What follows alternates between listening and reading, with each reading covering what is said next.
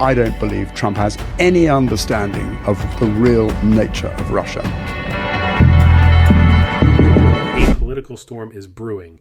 Former President Donald Trump has just unveiled a controversial Ukraine plan that has sent shockwaves across Europe. But what does this mean for NATO, Ukraine, and global security? And why is a former NATO commander calling it a strategic disaster? Let's dive in. We want the war to come to a close. We want the killing to stop. A diplomatic tug-of-war on the Russia-Ukraine conflict is gathering pace. Over the weekend, the Munich Security Conference saw a showdown between the great Western powers.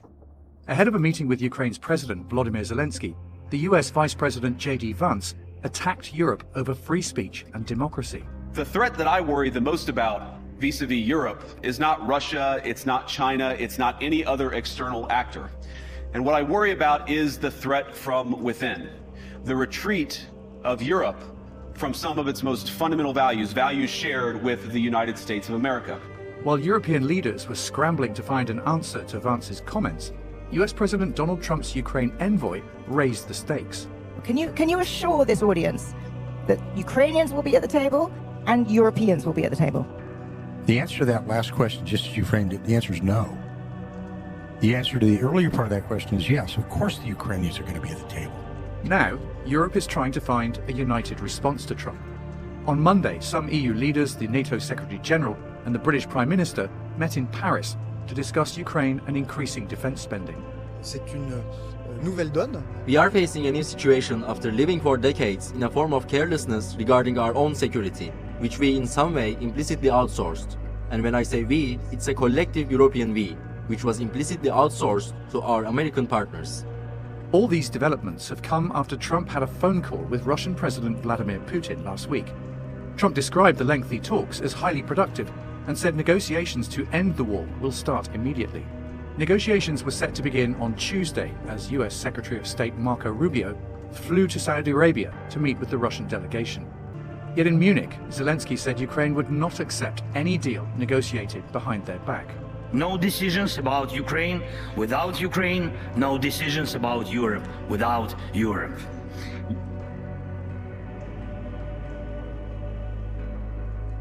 Europe must have a seat at the table when decisions about Europe are being made.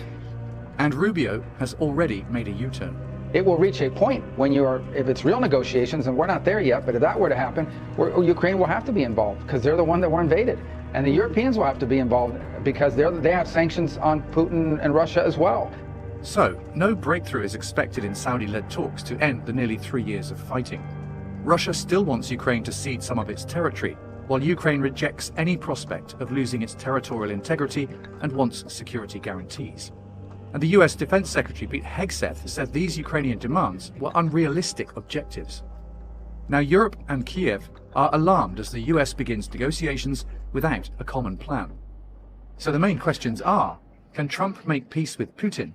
And would his approach be best for a Europe that's suffering the deadliest war on its soil in 70 years? The most scathing criticism came from a man who knows military strategy inside out, former NATO Supreme Allied Commander General Wesley Clark. His words were blunt. It shows a failure to understand what Russia is about. And what Russia is about is removing Ukraine from the map as a sovereign state, about incorporating Ukraine, either physically annexing it in terms of the eastern and southern regions of Ukraine, and installing a puppet government in Kiev, so Ukraine becomes a sort of client state rather like Belarus.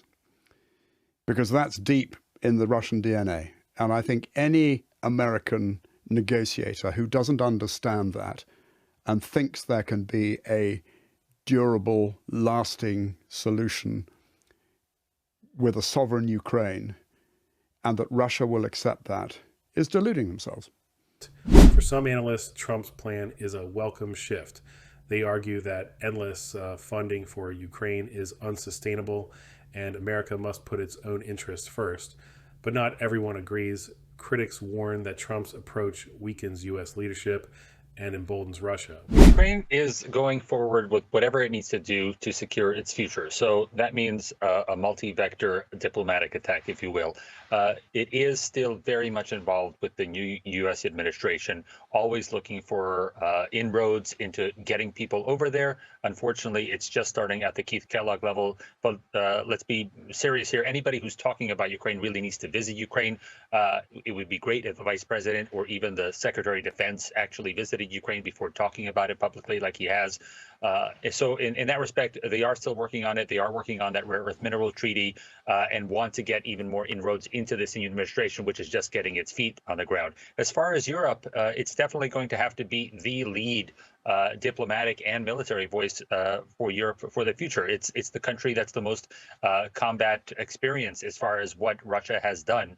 And with all these other countries seriously worried, seriously fearing about what Russia would do were the allies of Ukraine to give it up, I think the natural counter to that is not just helping Ukraine, but letting Ukraine demonstrate to the rest of the European continent how it can flourish without being dependent on Russian monies, how it can flourish by banning interference in its elections by Russia, and how the rest of the world will really flourish if we finally take this moment to defeat that regime.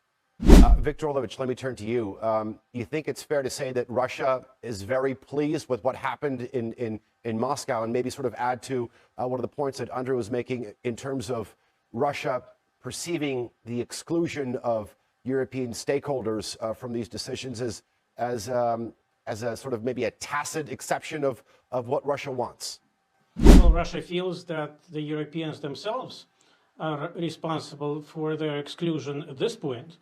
The only reason that talks have started at all is that the American side, the new American administration in Washington, has decided to unblock diplomatic relations and unblock relations between the leadership in Moscow and Washington to seek comprehensive talks on ending the crisis in Ukraine. Nothing prevented European leaders from talking to Moscow themselves or from initiating contact. In fact, when several leaders of European and EU countries visited Moscow, be it the Prime Minister of Slovakia, Robert Fico, or the head of Hungary, Viktor Orban, they were severely criticized by EU leadership. So nothing and nobody prevented Macron or Starmer or Scholz or other leaders from initiating comprehensive negotiations with Moscow before Trump did it. And they can even do it now. They can pick up the phone and call and see where that goes. There hasn't been any instance when Moscow squarely refused to speak or to negotiate with European counterparts, whether it's on the issue of the Ukrainian crisis or on other issues of global importance. It's also important to note that in a number of instances, when serious international crises were resolved, it was done without involving each and every party that could or had been interested. Well, I can't speak to the administration's motivations. I think that we should focus on what's going to happen going forward. And as the Russians say, put the dvizhuka aside and look at the actual facts as they're taking place. Certainly the U.S. administration wants a settlement in Ukraine. There's no sign they're going to abandon Ukraine, but clearly also the U.S. administration wants to have the Europeans play a leading role. Sort themselves out in Paris, beginning in Paris today. They will sort themselves out when the U.S. delegation meets the Russians in Saudi Arabia later this week. I think we should not get ahead of ourselves and expect a quick resolution to all of this new environment. Unfortunately, I'm old enough to remember the Cuban Missile Crisis. I was a child, but that's not really applicable here. There are issues such as Russian war crimes, the Russian kidnapping of children, sanctions, Russia's invasion of Ukraine to begin with, and that's not just a crisis, that's an illegal invasion of Ukraine. So all of these things have to be sorted out. What do you think? Is Trump's plan a smart move or a dangerous gamble? Comment below, share your thoughts, and don't forget to subscribe for the latest updates.